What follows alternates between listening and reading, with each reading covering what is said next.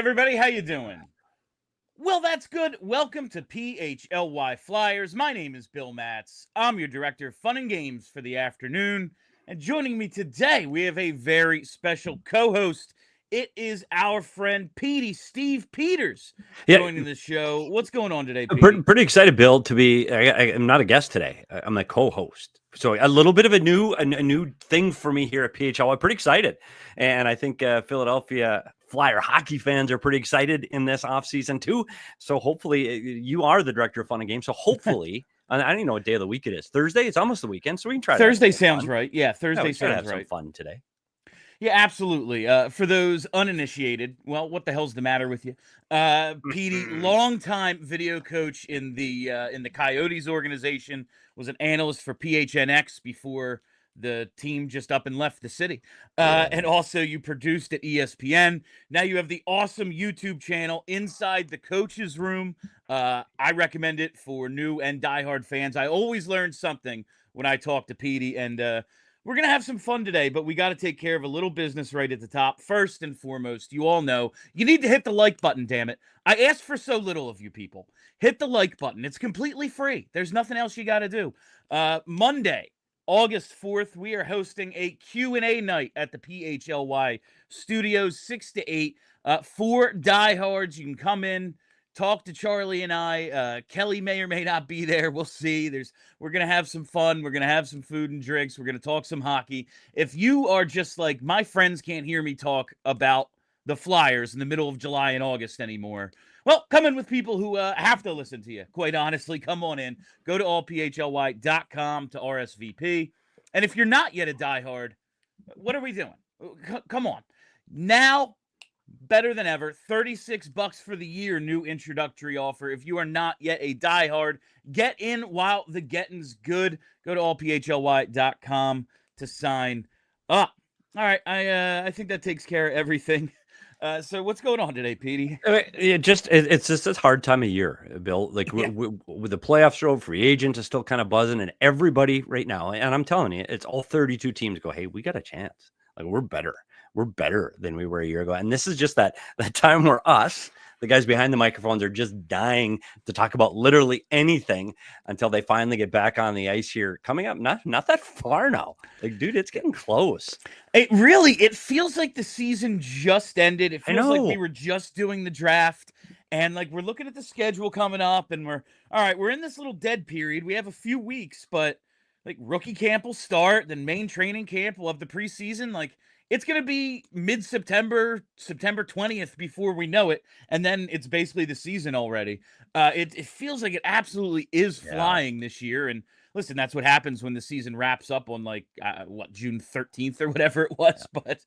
But it does kind of feel like it's going by, but we're in that period of, man, there's nothing. I do really appreciate, over here at PHLY, like we have the people on the Eagles beat, and they get 2 weeks off for the NBA finals basically. And that's the only time there's not like NFL news, something going on. It is a 12-month calendar. I really do appreciate the NHL's gentleman's agreement of, from like mid-July to mid-August, we're not doing a damn thing. We're all at the lake. We're all at the cottages, and we'll see you when camp opens. But you know what's funny, Bill? And this is funny, again, behind the curtain a little bit. When I started working as a video guy back in late 90s. Like, and you talk about, dude, when the season ended, it ended. And it ended for the players, it ended for the staff. Like, you were done. Like, you packed up the next day, did your exit meetings, and then you left. And everybody went away. Players didn't skate. They didn't work out. No one was at the rink. And you showed up a week or two before training camp. And it was like coming back for the first week of school. And then it changed. And then all of this money and everybody, the league got younger, the league got faster. And I tell you what, you might get a few weeks off this time of year, but you know who's not? Like the equipment managers, the medical guys. They're at the rink right now, today. They're there this morning because there's a handful of guys in every team in the league that's out there skating or rehabbing or getting ready. And I tell you, it ended. Like there is no more offseason for that. I feel terrible for the equipment guys and the medical guys, because there is no more summer. Like it just keeps going. It just keeps going. It just keeps going. And they just get on that treadmill and that hamster wheel, and you just keep going. So the off seasons have definitely changed from the inside perspective of the locker room than they were back in the late 90s. Yeah, and there's not a day that goes by there isn't someone on the ice over at the Flyers training center in Voorhees. It is very much 12 months a year for a lot of the Yeah. on ice staff. And yeah, you got guys rehabbing, guys who spend their summers here, so they want their progress tracked. They want it known that they are putting in the work, whatever it is. And yeah, some Yep. of the organization, while it feels like, yeah, we'll see Danny Briere again, around Labor Day. Yeah. That is not maybe the case for some of the more behind the scenes And people. Charlie's getting Yeah. a few days off. Yeah, Charlie got his vacation in. Charlie's off for Wednesday, Thursday, Friday this week. He'll be taking some days. I am headed to Sea Isle and not coming back for a whole week. After Bill. Friday, I'm doing a little disappearing act because, man, yeah, coming up with content like every day gets hard. a little rough around this time of year. But the content mines, I'm not exactly wasting away, Petey. I want to talk a little because we've been talking a decent amount about video coaches recently. Sure. I feel like maybe it was a concerted effort. Maybe I just never paid attention enough. But the Flyers are making a point to make it known they've added to their video staff this year, and there's going to be multiple people involved in that. You were, for what, 25 years, 2.5 decades in the video room as a coach in the NHL. What does a video coach do? Like, what was your daily list of responsibilities, and kind of how did it evolve during, all that time in the leagues? I got to believe it was a process to get to where we are now. Yeah, it's funny, and it's funny how much has changed, and it's funny to see how important it is, and people even know that job exists. And you talk about Dylan Crawford just coming on to Philadelphia, and I tell you, the biggest reason Dylan Crawford joins this staff in Philadelphia is because Rick Tocchet is comfortable with him, and the job of the video guy, honestly, it's to make sure he's almost like the office manager of the coach's room. He's the guy that makes sure everything runs on time and everything runs smoothly. It's so much more than just breaking down game film. And there are so many different parts. This year, you're doing a lot of scouting. You're pre-scouting all of your opponents. You're getting all of your coaches set up with everything they need to be successful. But more importantly, you're just there making sure the day-to-day runs. And coaches coach, and coaches get so locked into everything that they lose track of time. They lose track of where we should be at this time of day. When are the meetings today? What do we got to get done today? And I know Dylan, personally, one of the things Dylan does is he's going to keep things on task that day. And with Rick Tocchet, and you've talked to Tocc kind of can run away with things, and it's good to have someone there to hold things down. But really, what you're doing is you're watching game film all day, every day of your opponents and of your own team. You're making your own team better, and you're making sure that you don't miss anything and any stone unturned of what your opponents might be doing, so you can prepare for the games ahead.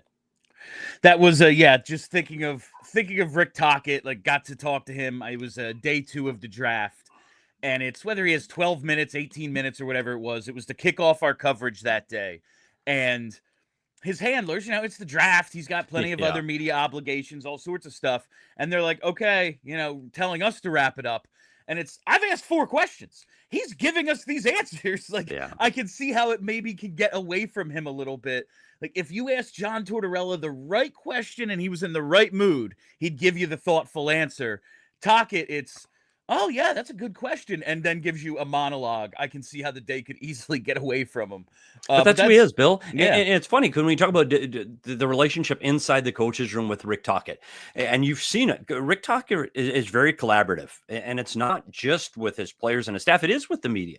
But you guys are all in this together. Yeah. It's all about, we're selling a product here, and that product's the Philadelphia Flyers. We're all in here trying to win. We're all here, and that includes the media. And I do think he's a guy, and you've seen it already. Like, the fans are going to be a part of this. The media is going to be a part of this. He's not going to pull punches. He's not going to lie to you. And if he sometimes he's brutally honest to the media, to the point where he probably shouldn't say some of the things he says. This is a different era in how the head coach is going to handle the media, certainly. And I by the way, I love John Tortorella. He was also a coach at the Arizona Coyotes, and he's one of the first coaches I ever worked for. Love the man. Fantastic guy. He just is going to handle the media much differently than Rick. Yes. Yeah, no, I appreciated John Tortorella, and when he did give you a great answer, it was tremendous. But yeah, Tocc, I think it was we were off the air, and it's just like he's BSing with us. He's, oh yeah, I think they were targeting this guy last night, and this then happened, and I was like, should you be telling me this? Like, Yeah. I'm like gonna be talking about the team, like this is my Yeah. job. But yeah, that's just kind of, I am looking forward to seeing the stark contrast between how the two Yeah. really handled the media. Um, is there a fraternity of video coaches? Like, we know all goalies are secretly just rooting for other goalies. Like you mentioned Dylan Crawford earlier, the Flyers have added to the staff. Do you kind of just all know each other in that world?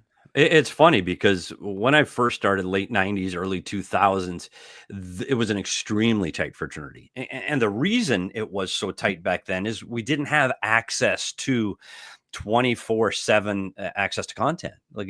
I didn't have access to the Philadelphia Flyers videos. I couldn't get them. Like, you didn't have Didn't direct exist. TV. Yeah, you didn't have streaming services. You didn't have downloads that you could get if you didn't see the game. And those games weren't broadcast in Arizona, so we were a very, very, very tight knit community. Where if I needed something on the Philadelphia Flyers, I wouldn't call the Flyers because they're not going to give you their own stuff. I'd call the Pittsburgh Penguins. I'd call the New York Rangers. Hey, I need something on Philadelphia, and we knew everybody. And you had the little card in your pocket of every guy in the league, and you were incredibly close. So when you flew into the city, hey, I need this cable, this cord. I'm out of VHS tapes. You were incredibly tight, but that changed. As the role changed, and now it's so computer based, and everybody's got a server, and everybody's on the cloud, and it's all about the technology now, that some of that personal relationship stuff is gone. But there are still a lot of those old school guys that are still there. I talk to them as much as I can. I just got back from a video coaches conference in Toronto where you try to meet some of the new guys, the guys coming up through the American League, and I do think it's important that you do need those guys, and they are still a fraternity, and they are still a very tight-knit group because you still need those guys. And it's unfortunate, like Adam Patterson, he's a guy that's been in Philadelphia for an incredibly long time. And he's a guy that again, he's part of that old school, old time video guys. So there is a very tight fraternity amongst video guys. Petey, part of the reason I was excited to have you on today, I sent you the outline last night. It was like, anything you want to add? And that's 4 pages. It's probably 60 minutes worth of stuff. I was just excited because you have a unique perspective on so many players and coaches in this organization, and front office members, quite honestly. Rick Tocchet, we had conversations that when the Flyers coaching job opened up and Tocchet, it looked like he was leaving Vancouver. It was like, draw the line, maybe Pittsburgh, but it really feels like this is a one-man search. It's going to be Rick Tocchet here unless he goes, I like the Pittsburgh job or whatever better. And we have our issues with hiring former Flyers sometimes because it's like, you're shrinking the pool purposefully here. Maybe the right guy for the job is a former Flyer, but that's it. If he's not, then you're choosing. But it just seems like Rick Tocchet is very highly thought of throughout the hockey world. I mean, he's on the Hockey Canada staff now. He's going to the Olympics again. He's highly thought of, not just as a former Flyer, but around the league. You were on the Coyotes staff. You're an original Coyote in the late 90s when Tocchet is still there as a player. Could you tell from just interactions back then, oh yeah, coach? Was he that kind of guy, leadership, whatever it is? No, are you out of your mind? Remember the old Philadelphia Flyer days with Rick Tocchet? And you said, he's going to lead men. He's the guy we want in charge of our troops. The reality is, when you look at him playing with Arizona, he was with a team that people might not know, and they never made it out of the first round, but that was an incredibly good hockey team. Like, that's Jeremy Roenick, Keith Tkachuk, guys like Teppo Newman and Nikolai Habib-Bulin. The reality is, this team had 105 points. And I still believe they had a 3-1 lead over St. Louis, and I thought that team was going to be a team that did damage in the playoffs. And Rick Tocchet was a huge part of that. And Rick Tocchet inside the room is special. Rick Tocchet tells you exactly what's on his mind, and he had a lot of guys like that because Keith Tkachuk's exactly the same type of leader. That was a tough room to be a part of. But you didn't see him this is a guy studies his X's and O's and he's going to be a guy leading men. But he evolved into that. And I think when you get to see the roles that changed for him as he progressed, not only in his playing career, but his coaching career, he took on different roles behind the bench. And I think that he had to evolve and learn behind the bench to become the guy he is today. And do I think he's a good coach? Absolutely. I think he's a better coach than he was in Arizona in 2020 when I left the organization. Like he has learned so much between 2020 and today that I think he is a Flyer, and I think bringing back a Flyer is important, and I think he understands the culture and the city, and all of those things are true. But you're not just checking a box that, hey, he's a former Flyer. You're not. You're checking a box of a guy that really knows his X's and O's, that really knows how to motivate players, and honestly, that really wants to get better, not just as a team, but as an individual. So he is absolutely the right guy at the right time.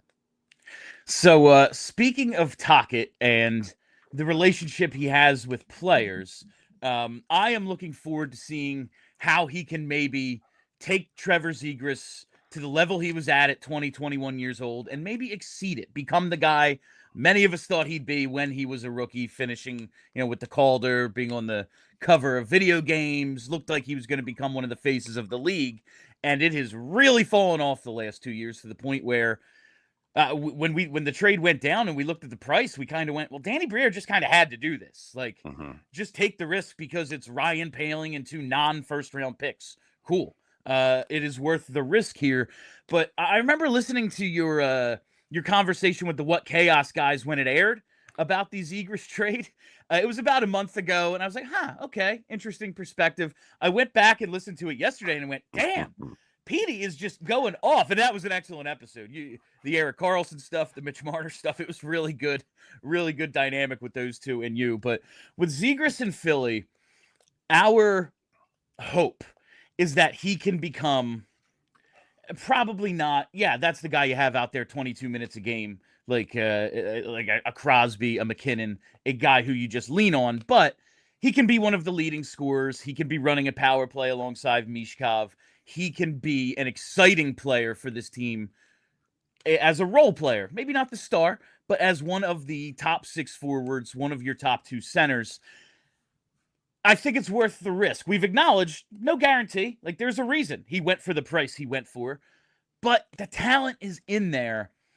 What is it about Trevor's game, do you think, that's held him back for the past couple of years from even getting to the level he was when he was 20, 21 years old? You were not complimentary of Zegras. No, he's a player that's going to have to make some decisions in the trajectory of his career right now. He's 24 years old. He came in, like you said, with all this flash and dash. He came out of that USNDP program, and he came as like, hey, let's face it, the USNDP program produces a lot of high skilled players. I'll tell you what, if the job of the NHL was stick handling through tires and shooting over targets, the USA would win all the time because that's all those kids do. They produce the same player over and over. High skilled guys with great hands that are a little too flashy. And that was Trevor Zegras. And when he came in the league, you saw a guy with a very incredible hands, vision, skill, ability to get to the net, score those highlight reel goals. But you didn't see a well-rounded 200-foot player that was a responsible guy on the ice. And I think that got away from him. And I think his ego became bigger than his ability to produce on the ice. And coaches don't want that. Coaches don't want a guy that you can't trust on the ice. And Trevor Zegras became that guy. And I do think he became a guy in the locker room that players kind of said, you know what, we're done with the act, play. And I think this is an opportunity for a fresh start for him. I think it's very important that he gets that fresh start because he does have those skill sets, but he's going to have to decide that I want to be a player in the National Hockey League. And I think, again, when we talk about Rick Tocchet, I think Rick Tocchet's the coach that can help him do that. He's going to get the benefit of the doubt. He's got a clean slate, and he does have that skill set. But Trevor Zegras is going to have to change the way he plays if he's going to play a regular role and a positive role for the Philadelphia Flyers. Like, he's going to have to play with a little bit of jam. He's going to have to compete. He's going to have to play 200 feet. He can't just play when he has the puck. He's going to have to change his game and mature as a player. And so it's really up to him on where this career goes in his change of his venue to Philadelphia. Yeah, I don't ever expect Zegras to be getting Selke votes, but it's obvious he needs to become a more well-rounded player, and I'm hoping Tocchet's the guy that can get him there. It seems like he's had an effect on some stars, at least to get them to a certain level so they can be trusted with the ice time in the situation he puts them out. And I want to make some comparisons to players, but why I'm optimistic about Zegras is, one, everyone's telling me Tocchet's a great coach. This staff is a really good staff. They have guys with a lot of experience. all right, if someone can do it, it's got to be these coaches. That's why you hired them. That's why you brought in a guy you think can be here through 5 years while, you haven't even finished rebuilding yet. It's typically, okay, now we have all of our pieces. We can go find our coach. They've got their coach. They love Rick Tocchet. They want him to be a part of this thing for a long time. But I'm confident because Trevor Zegras has to have been humbled. Now he sees what he got traded for. These are not premium assets. This was not a blockbuster trade. He is in a contract year, and he probably wants to keep making a lot of really good money. Yeah, he probably wants a considerable raise. He sees the cap going up. He wants to be that guy. I have to believe after what he's been through for the past 2 seasons, kind of losing his spot. He was going to be one of the faces of the league, and then the Anaheim Ducks went, we're kind of good. We're not talking about the Detroit Red Wings here. Yeah. Like this is the Ducks in the middle of a rebuild. Went, this 24-year-old who's had 2 60-point seasons, we're fine. We're good. I think all of that has to have led him to the point of he sees he has to play a different game. You mentioned on What Chaos a comparison to Clayton Keller. I see a little similarity in their games. Like, how did Tocchet affect him coming out as a young guy? It's funny because it's another guy that came from the USNDP, and it's another high-skilled perimeter player that had the ability to make moves and had great hands and had good vision on the ice. Very similar. I'll even give Zegras the nod. I think Zegras had more skill and more tools in the toolbox than Clayton Keller. But when Clayton Keller started to play with Rick Tocchet, it was, hey, buddy, you want to play in this league? Like, you got to get to the interior. You have to be able to drive the net. You've got to go to dangerous areas. You've got to play 200 feet. Right now, you're not a 200-foot player. You come over the blue line, you stop, and you look for a play. And I tell you what, Clayton Keller really improved, and he started to get on the trajectory now where he's the captain and just set his points. He got 90 points last season and became the player he came today because of working under Rick Tocchet. And what Rick Tocchet did is he got him to go to those hard areas. He taught him how to play, like we talked about, that little grittier game that Tocchet plays. He doesn't expect Clayton Keller or Trevor Zegras to play Rick Tocchet hockey. He can't. Like, they don't have the physical makeup. But you have to have the ability to work hard to get to those areas. And one of the things, when you talk about Rick Tocchet, and his coaching style, he sets a bar, and it's a bar incredibly high. He sets everybody up to the standard of the Pittsburgh Penguins Stanley Cup championship teams that were led by Sidney Crosby. Now, he doesn't expect players to play the skill level of Sidney Crosby, but he expects that motor. He expects that work ethic. He expects you back check. You play the right way. You compete every time you're over the boards. And that's where he compared Clayton Keller to. He said, you want to be that? You want to be a preparing player in this league? Watch how hard this guy works. And not just with the puck, but away from the puck. And I do think that helps these players. And believe me, that's what he's going to expect from Philadelphia Flyers players. You better work hard, not just with the puck, but away from the puck. The standard is going to be extremely high on work ethic. Not just your skill level, it's working hard within your skill set that his expectations are set for his players. All right, I want to get back to this Tocchet and Zegras conversation in just a second, but we got to take our first commercial break. Time to tell you about one of our newest partners here at PHLY. It's Righteous Felon. Are you craving the perfect snack that satisfies your hunger and provides the right amount of protein to fulfill your body's daily needs? Well, we've got the solution for you. It's Righteous Felon beef jerky and meat sticks. Love me a meat stick. Righteous Felon traces its roots back to the hallways of Downingtown Middle School and was officially launched by lifelong friends in their apartment kitchen after college. The Exton, PA, where'd this go? I've lost it. The Exton, PA-based company has been making all-natural, premium quality, better-for-you meat snacks for over a decade and evolved into the region's preeminent jerky brand. The packaging is fun and engaging, the flavor is bold and tantalizing, and the texture tender and soft. These are, without question, the best meat snacks around, and we're only saying that maybe 5% because they're paying us. Let's put it at that number. The jerky and sticks are sold in all your favorite local retailers like Wawa, and they're running a 2-bag for $10 best value deal right now at the Wawa. They're also available at Giant, Costco, Royal Farms, thousands of independent stores. What's more, Righteous Felon helps fuel your favorite Philly athletes by working with the nutritionists of each local pro sports team to provide jerky and sticks for players to eat before and after workouts and as a refueling snack during games. So if Righteous Felon jerky and sticks are good enough to keep Philly's pro athletes performing at the top of their game, it's got to be good enough for you. I know it's pretty damn good for me too.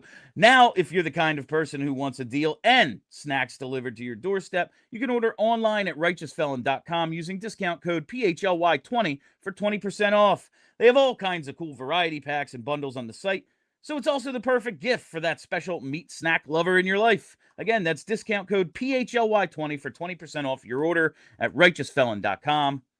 Now let's hear from Pico. Charlie, I walked into my garage yesterday and it was a sauna in there. Yeah, this Philly heat, especially now, it's no joke. This humidity is here. So what I ended up doing, I got like 20 bags of ice. I went into my backyard, filled a baby pool with them. Nice little inflatable I have back there. Did a little cold plunge. Why didn't you just turn on your air conditioner? I'm trying to be energy efficient. I hear the cold plunges are good for you. You seem like a cold plunge kind of guy. And I'm trying to save a little bit of cash as well. Okay, well, instead of filling up a baby pool, and I don't believe you have any children, William, but instead of filling up a baby pool that you don't yet need, you could just check out Pico's energy saving rebates. They've got deals on Energy Star cooling equipment that actually work and cut your bills. So no more ice? It's the summer. Flyers aren't playing. They've already melted all the ice in the rink. Yeah, that seems like what's up. I'm going to have to check this out. It seems like the way to go, Charlie. Thank you. So just head to pico.com/ways to save. They've got tips for everything. Heating, cooling, lighting, you name it. Welcome back. So, Petey, that's your first experience with the Wow. the Pico cutaway. Do you think Charlie and I deserve like a date? Yeah, that was really good. Yeah. That was really good. That was really natural.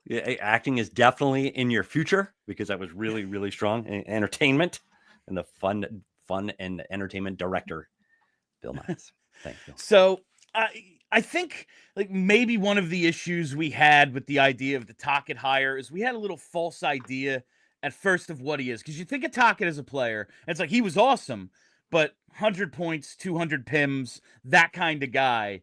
And a coach, a player like that, I think the cliche would be, oh, you know, they lean on the muckers and grinders and want that kind of guy. When they talk about work ethic, like, yeah, work like Sidney Crosby, but it's all about getting in on the forecheck, maybe not scoring 50 goals, you know?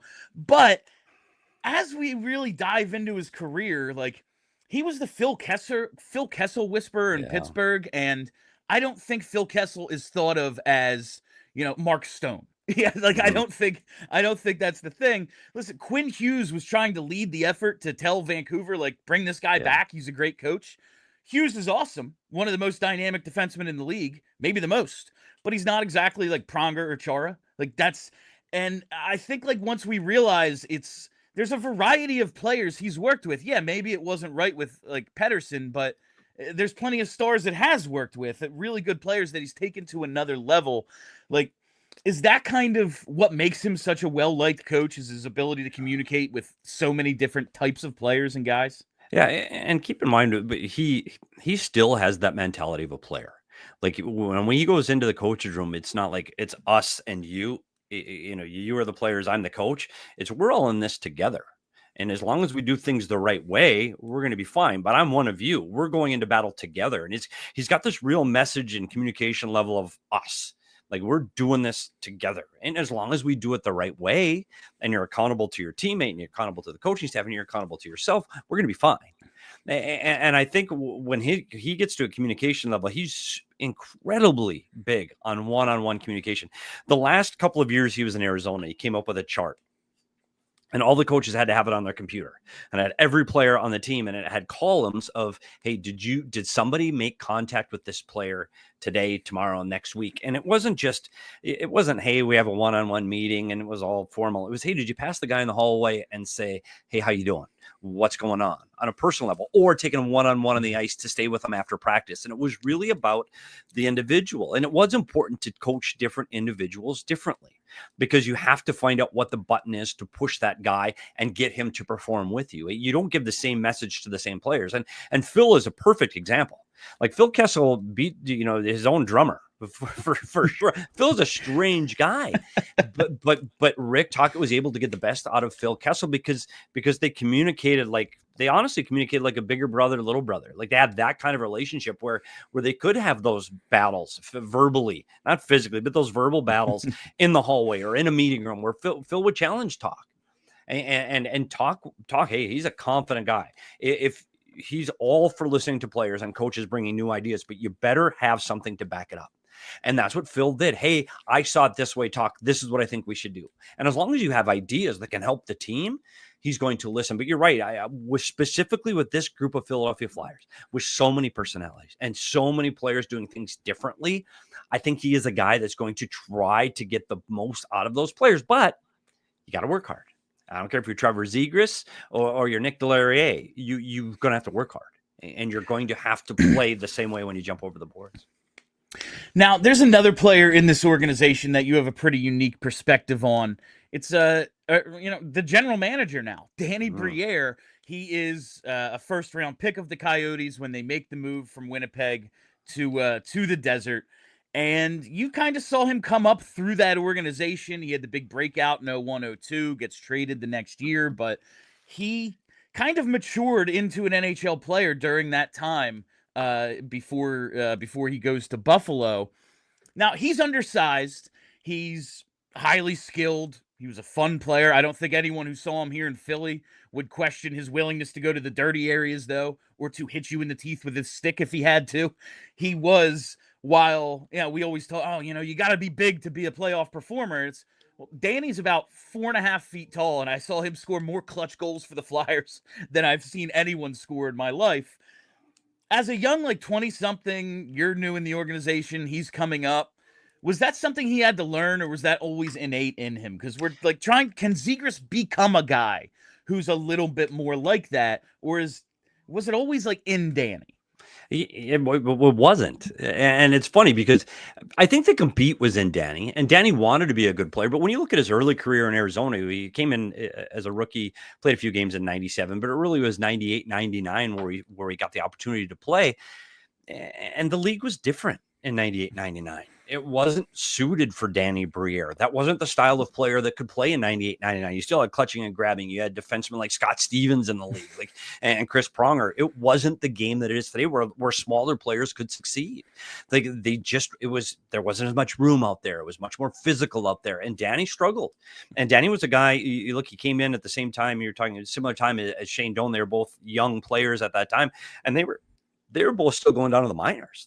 He was still getting sent down because at that time, Jim Schoenfeld was the coach, and Jim Schoenfeld, big, strong NHL player. Then he wanted to coach a team like that. He wanted big, strong veteran players like Rick Tocchet and Keith Tkachuk. So no, Danny struggled early. And it was that with that one season in 01-02 where you go, oh, this kid's got some skill. He's got the ability to move the puck. He's got the ability to get puck at the net. And you started to see what you saw in Philadelphia is that ability to get things done and get the puck off the wall and get the pucks out of the corner. And unfortunately for Danny, the time in Arizona, the next season he struggled to get started. He really wasn't able to put up the numbers he put up the year before. He had 1 year left on his contract, and Arizona wasn't going in that direction now. They got rid of Tkachuk. They got rid of Bronek. They got rid of Tocchet, and now it's a rebuild. And with Danny's contract coming due, they're like, gosh, I don't think, we want to pay a guy that much as we're going to have to pay Danny, and it was time to get rid of him. And unfortunately, when you look at the longevity of his career and how much better he became in the National Hockey League, he went on to Buffalo and Philadelphia. This is a guy that the Arizona Coyotes would have loved to have had later in his career, because he is a special player and he's a special person and he is a really good leader. And I think that the Coyotes will look back at that. And that's honestly one of the worst trades that organization ever pulled off. It was him for Chris Gratton 1-for-1. And it was just a horrific trade. And I wish they would have held on to Danny for a little longer. One great free agent signing, one disaster free agent signing for the Flyers. Chris Gratton and Danny Briere. Yeah, 1-for-1 Chris Gratton. there. Whoops. Yeah. young Bill Matz had a 55 Chris Gratton jersey. You And, did.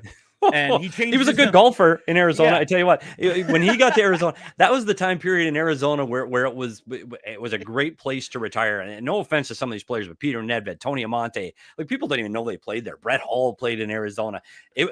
Brian Savage, Mr. October. Like there were so many guys that were like, hey, buddy, at my end of the career here, this is beautiful. It's 75, 80 degrees all winter, and I can go golfing during the day.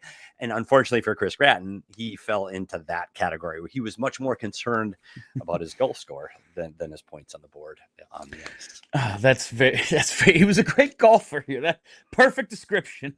Absolutely. But I was interested in that. Like, we watch Danny play here, and he's, an adult. He's a fully formed, Sure. Commodity at that time. But it was amazing to see, this little guy, man, he's going to the net. He's getting in people's faces. He's scoring these huge goals in these very physical playoff battles.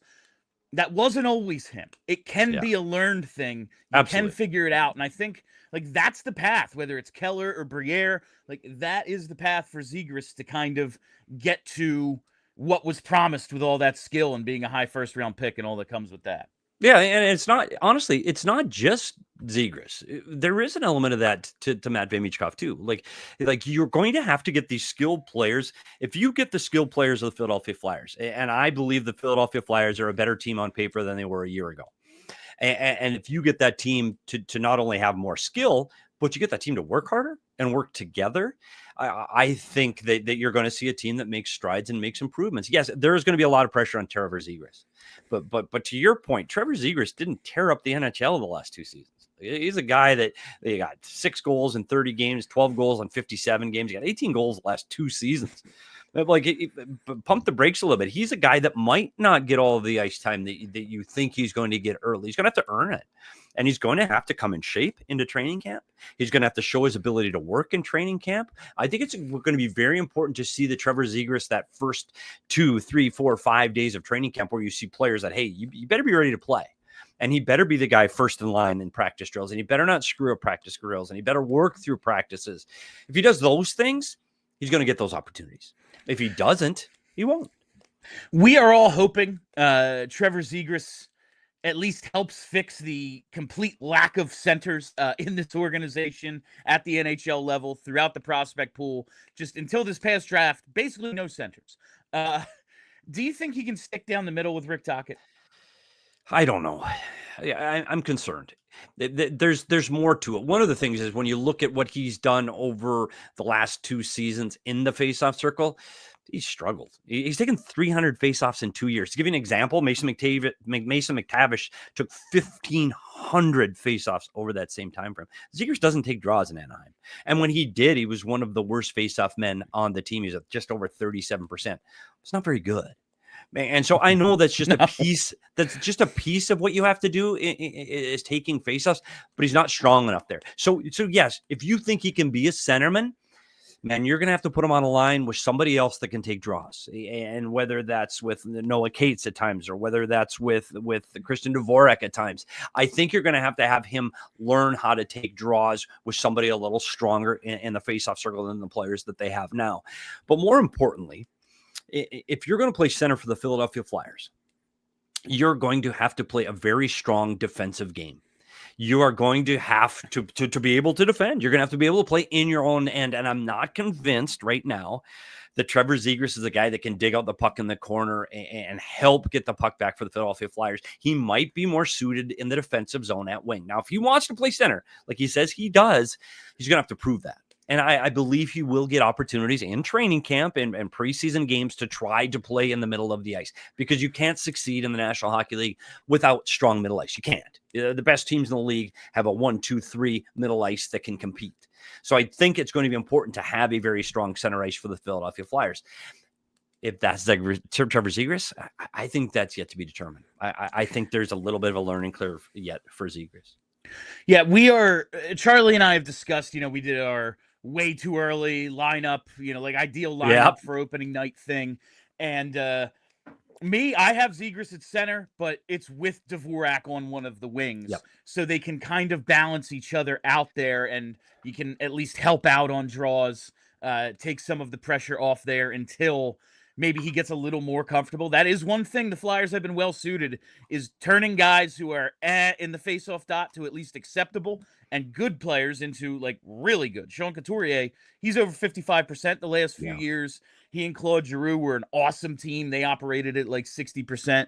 I have heard rumors every now and then Bobby Clark still straps on the skates and goes out there and says, all right, boys, we're going to learn how to take faceoffs today. I don't know if he still does it. He's getting up there now, but it seems like that's a thing that has the Flyers have been good at developing over the years, but everything else that comes along with the center position, that's where the real, I think, work is going to have to come from Zegras, and I am skeptical, despite Greg Cronin telling us, oh, no, actually, we got some good defense out of Zegras last year. Did you buy those assessments? I don't, and I tell you what, I Trevor Zegras, I watched some film on him today. Even hey, we all know what he is. He's incredibly high skilled. I think when he defended hard and you saw his feet moving in the defensive zone is when he had an opportunity to get the puck. And I think that's when he defended his best, when he saw an opportunity to be offensive. And sometimes you're going to have to defend just to defend. And you brought up a really good player when you talked about Christian Dvorak. He's an experienced centerman. I mean, he's over 500 games in this league, and he played top minutes with Montreal. But he does more than that. He plays power play, plays penalty kill. He's 4-on-4. He plays every situation. He keeps his mouth shut, and he just goes about his business. I think he is going to be a very key player in the progression of Trevor Zegras. If Zegras is going to play up the middle, and he is going to be a centerman, I think getting in a player like Christian Dvorak, he's a 29-year-old veteran that knows how to play the right way. I think that could be a guy, and not only to model his game with on the ice, but off the ice. Nobody knows who Christian Dvorak even is. Like, you don't hear about Christian Dvorak, talking to the media or to the referees or the coach. You don't hear that. He just goes about his business. And I think Trevor Zegras needs to do a little bit more of that in Philadelphia. You want the personality. You want the guy that's colorful. Absolutely. But get it done on the ice first. And I hope that he can model some of those things after a player like Christian Dvorak. Yeah, that's Dvorak is a guy I want to get to at some point. I want to come out of this break talking Michkov, but we have to take our last commercial break real quick. Fantastic. All right, I have been telling our listeners for over a year, if you're getting new flooring, I don't know why you'd even think about going anywhere but Empire Today, and it's for one very simple reason.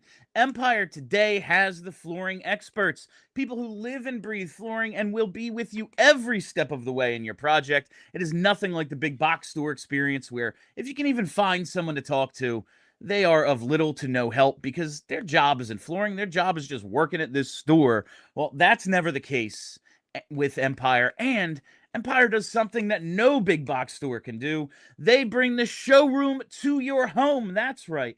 Empire Today, they got the flooring experts. They're with you the whole time, and they can bring the showroom experience right to your home so you can pick the right flooring and the right colors for your space, in your space. See how it all looks with your furniture in your house up against your paint colors, and they'll take those precise measurements for you and have all your questions answered, so there are never any surprises. And with Empire Today, you get that clear, upfront, and all-inclusive pricing, and you can schedule installation as soon as the next day.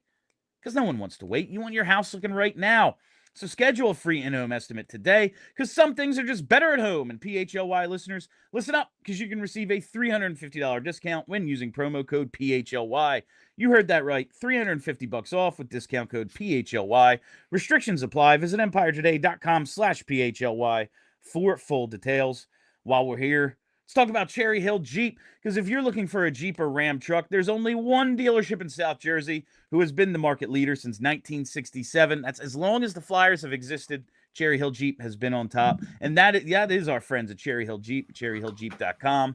They've got you covered on the best selection and, more importantly, the best prices. Right now, you can take advantage of the True Zero offer. $0 down payment, $0 first month payment, and $0 security deposit now through the end of the month, July 31st. So time is running out. You can slide into a 2025 Jeep Wrangler this month for $289 a month. Every Wrangler delivers strong drivetrains, innovative engineering, and quality components that underpin this icon's legendary heritage.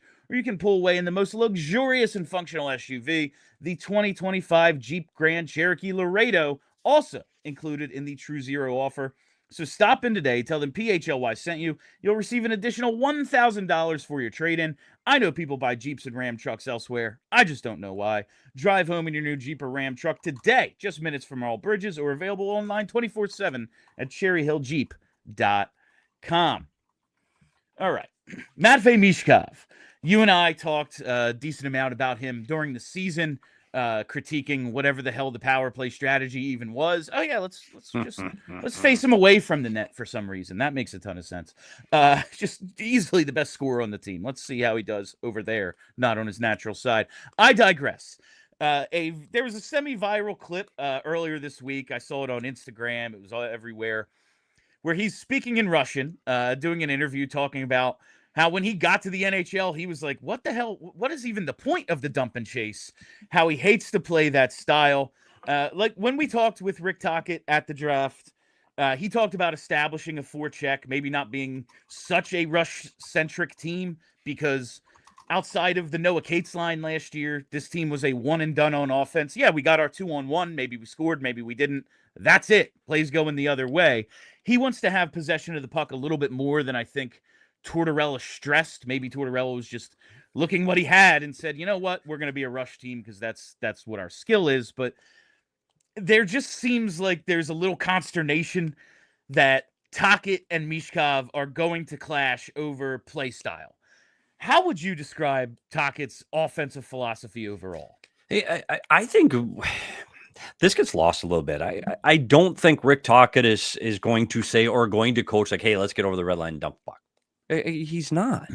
He's going to coach to the abilities of his players. Then you go watch the Pittsburgh Penguins again, where he got his start and really became the coach he is today. That team didn't dump and chase. If the opportunity presented itself, they went in on the rush. And went to Arizona, it was the same thing. Now, that wasn't a very good team in Arizona when he was behind the bench. But if you had the opportunity to take the puck and create off of the rush, you did. The difference is, and same in Vancouver. You look at Vancouver, if the opportunities, go back and just watch the goals by Elias Pettersson. They're off the rush. That's how he scores. I think what it is with the Philadelphia Flyers, you're going to play smart hockey. If the opportunity is there to get over the red line and you have the opportunity to make a play off of the rush, take it. Like, he's not going to tell you to not take a play at the net. With Trevor Zegras and Matvei Michkov on a 2-on-1, he's going to say, no, dump the puck. Of course not. Rick Tocchet wants to play fast. And you're going to be able to create offensive opportunities off the rush when you can create turnovers in the neutral zone and play in transition.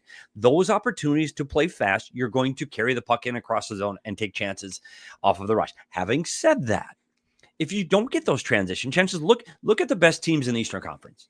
Look at the teams that are winning in the East. The top two teams in the Eastern Conference Finals were Carolina and Florida. You know what they do? They forecheck.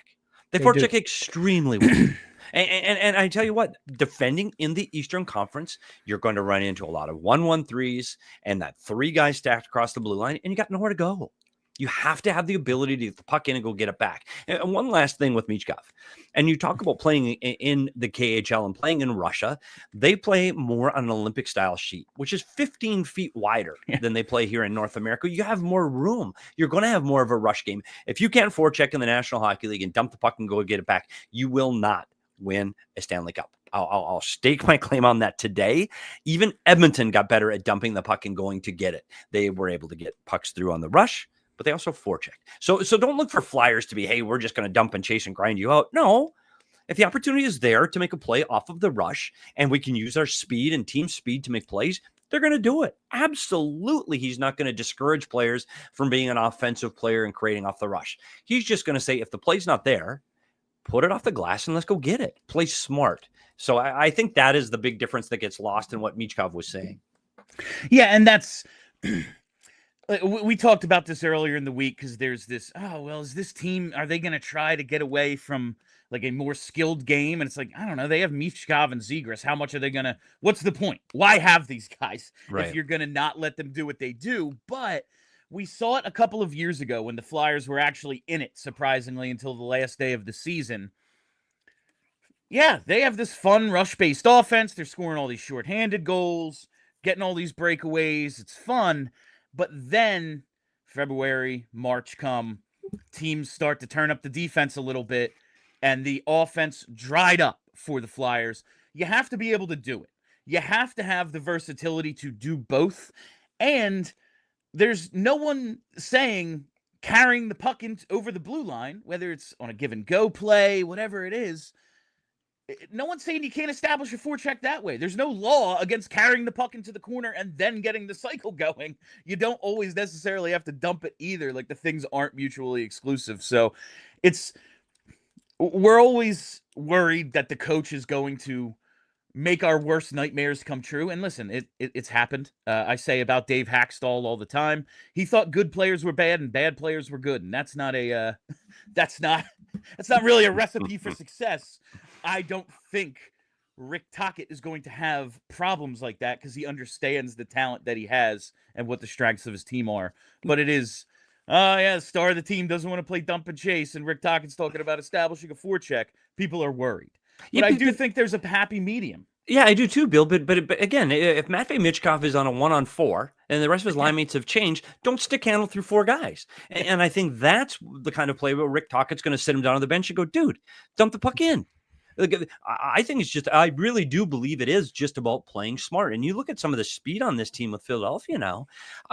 Watch Connor McDavid. He doesn't always carry the puck in on the rush. He dumps the puck and he go gets it himself because he's skating faster than the defenseman skating backwards. I do think there's opportunities for the Philadelphia Flyers and their young skill speed that they're going to be able to get the puck back without having those big battles in the corner.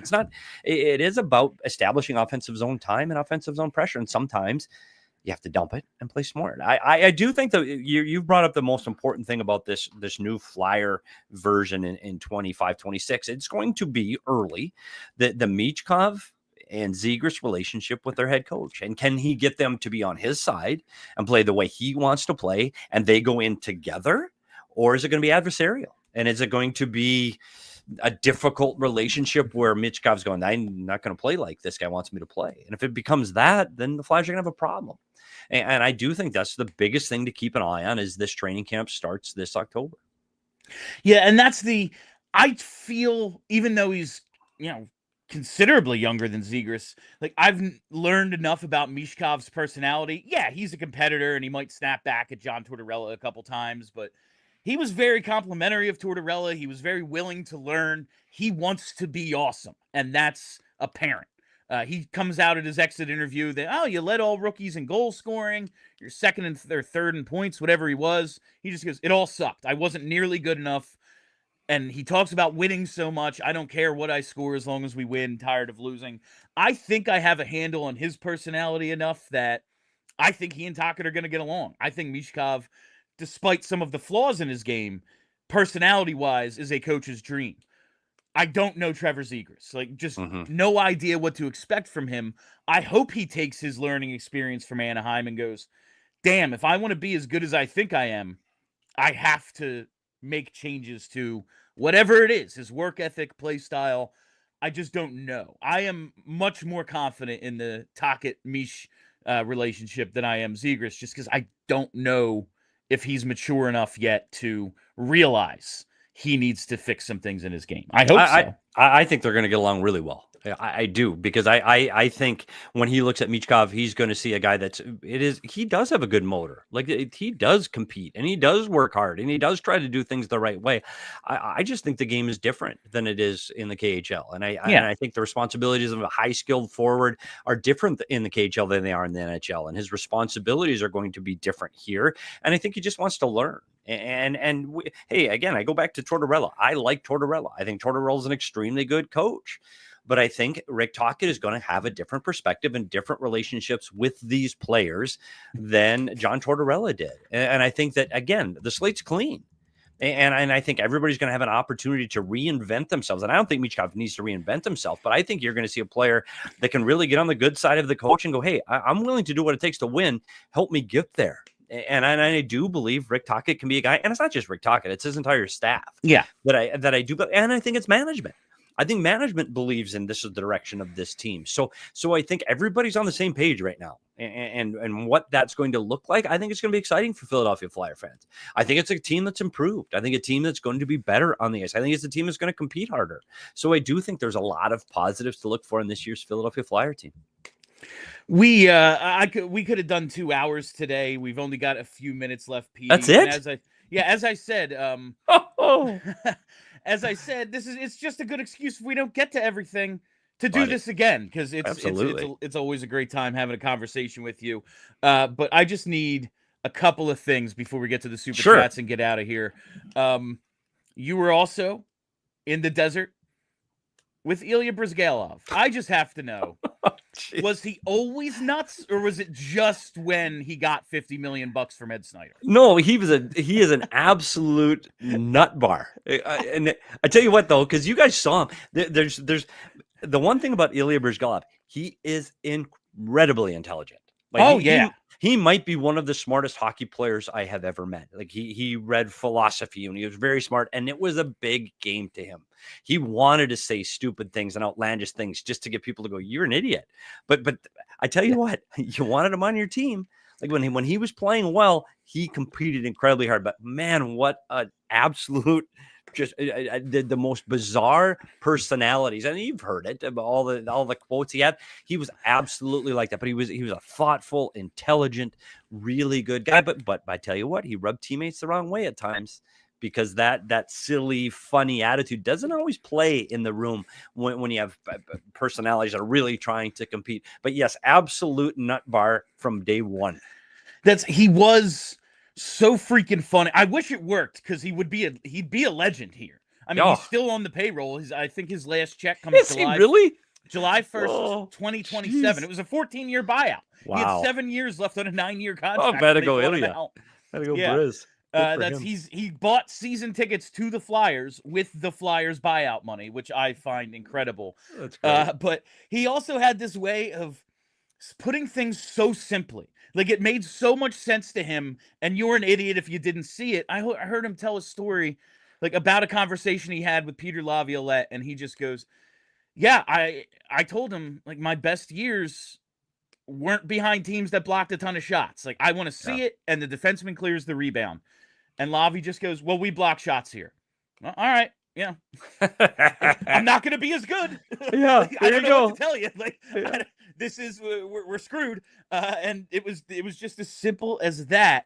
All right. We just a few minutes here. Let's get to some of our super chats from the audience and wrap things up. Thank you again, Petey, for joining us. All right. Ethan, let's see the first super chat of the day.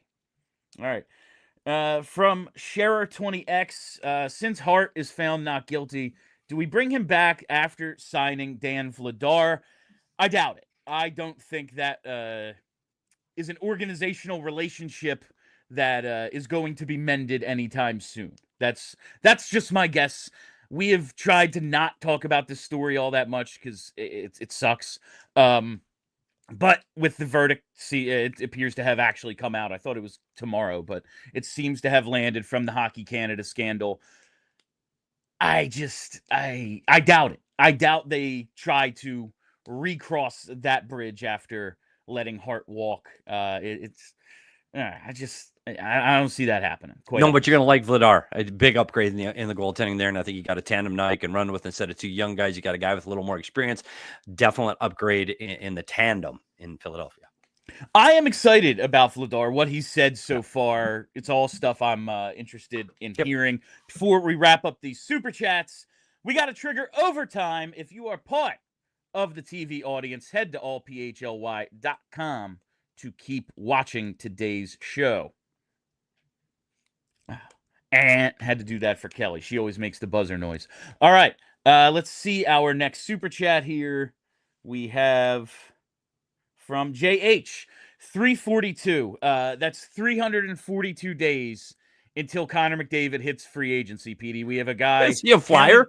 Is that where he's going? He's a Flyer? Yes, that is That's the hope. The plan. My sales pitch of free internet, cable, and cell service for life from Comcast gets the job done. It might be it. It might push it over the line.